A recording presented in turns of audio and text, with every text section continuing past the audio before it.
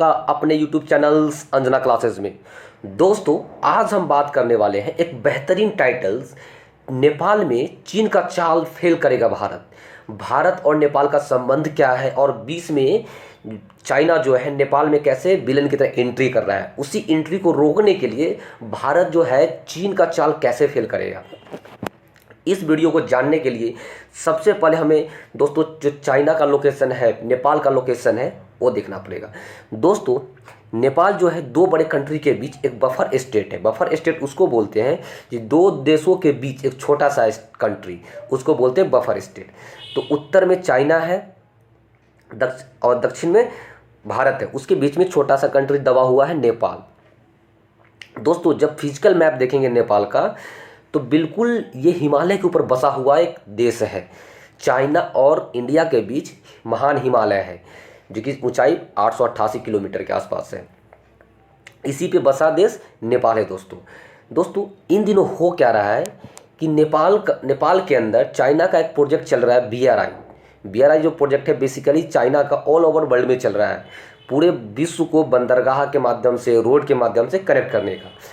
इसी तरह नेपाल में भी चाइना इन्वेस्ट कर रहा है, किसके लिए? रेल मार्ग बनाने के लिए, हवाई पट्टी बना रहा है, पुल बना रहा है, डैम बना रहा है, पनबिजली घर बना रहा है। इन सब माध्यम से नेपाल को हड़पने की कोशिश कर रहा है।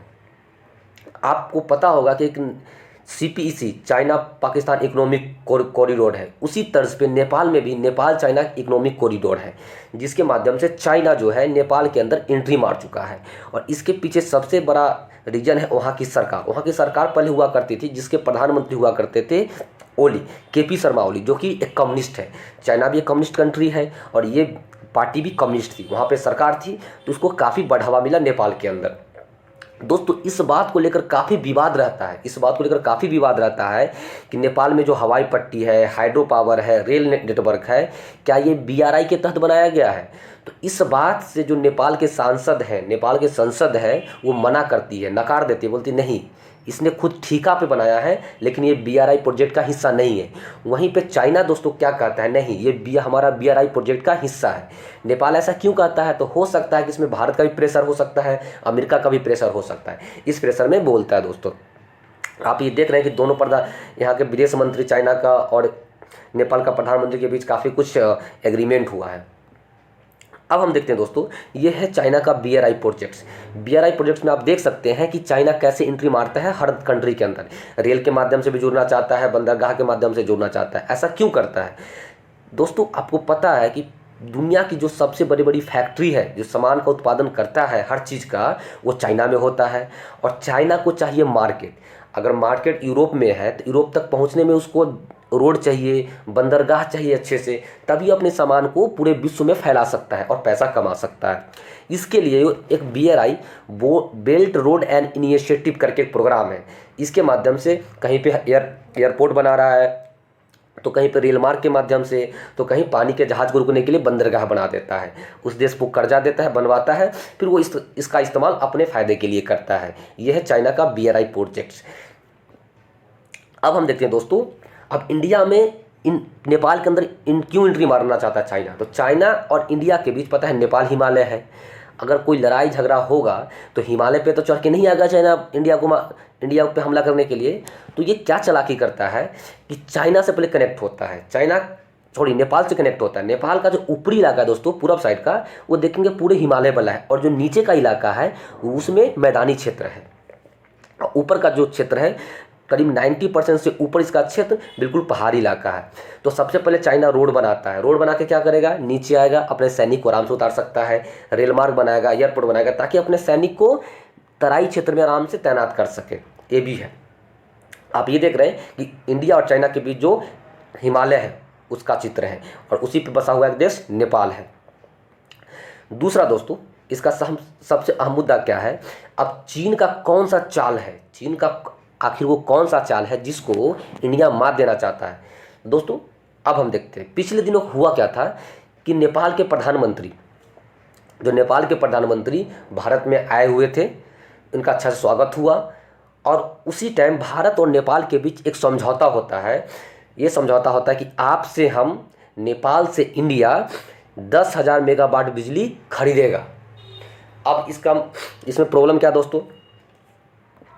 दोस्तों आप देखते हैं कि नेपाल के अंदर पूरा हिमालय क्षेत्र है, और इसका फ़ायदा क्या है नेपाल को कि ऊपर से जब पानी नीचे आती है तो काफ़ी उसको गति मिलता है। तो नेपाल तो पूरा पहाड़ी इलाका है, तो छोटे छोटे डैम बना के पनबिजली घर, हाइड्रो पावर, काफ़ी यहाँ पे संभावनाएं ज़्यादा है जो कि पानी से बिजली बनाया जा सकता है।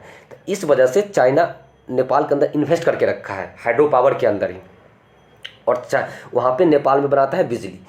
अब इंडिया क्या करता है दोस्तों? नेपाल का जो प्रेजेंट थिंग्स है, नेपाल किसी भी देश को अपना बिजली नहीं बेच पाता है, तो इंडिया से एक समझौता किया। इंडिया एक्चुअली ऐसा समझौता क्यों किया? लेकिन इंडिया को देखो दोस्तों, कोई भी बड़ा देश है, अगर उसका पड़ोसी देश गरीब है तो क्या सोचता है बड़ा देश?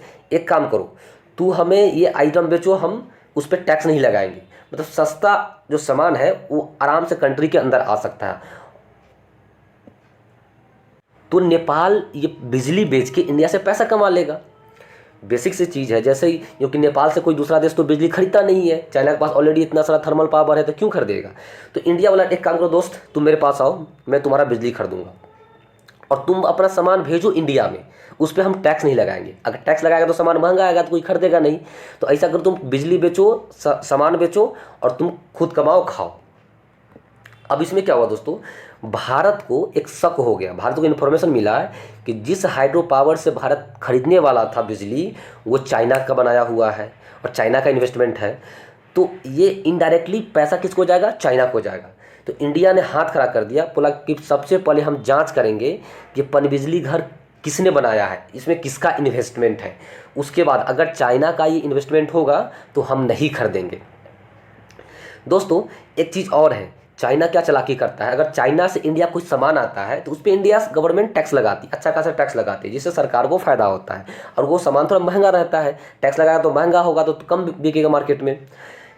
चाइना क्या करता है, अपना सारा माल डंप कर देता है, नेपाल के अंदर भेज देता है, क्योंकि हमें पता है कि हम नेपाल पे तो हम टैक्स लगाते नहीं हैं, और नेपाल के अंदर खूब सामान भेज देता है। उसके बाद क्या करता है, नेपाल से भर भर के हमारे देश में ट्रक भर के खाने का आइटम हो, पहनने का आइटम हो, बिना टैक्स का आ जाता है। तो चाइना को इंडायरेक्टली ज़्यादा फायदा हो जाता है और कुछ पैसा दे देता है नेपाल को कि भाई तुम भी ऐसा करो, क्योंकि मैंने तुम्हारे रास्ते का इस्तेमाल किया। इस वजह से BRI प्रोजेक्ट्स को वहाँ पे काफ़ी गति देने की कोशिश करता है चाइना। और वर्तमान में जो आपको दिया होगा कि दोस्तों इंडियन गवर्नमेंट के पास यही एक अभी है कि अगर इसमें चाइना का पैसा लगा है तो इंडिया वो नहीं खरीदेगा, और चाइना का जो है चाल है वो नेपाल में फेल करके रहेगा। दोस्तों अगर ये वीडियो आपको अच्छा लगे तो इस चैनल को लाइक और सब्सक्राइब जरूर करें। तब तक के लिए धन्यवाद। जय हिंद।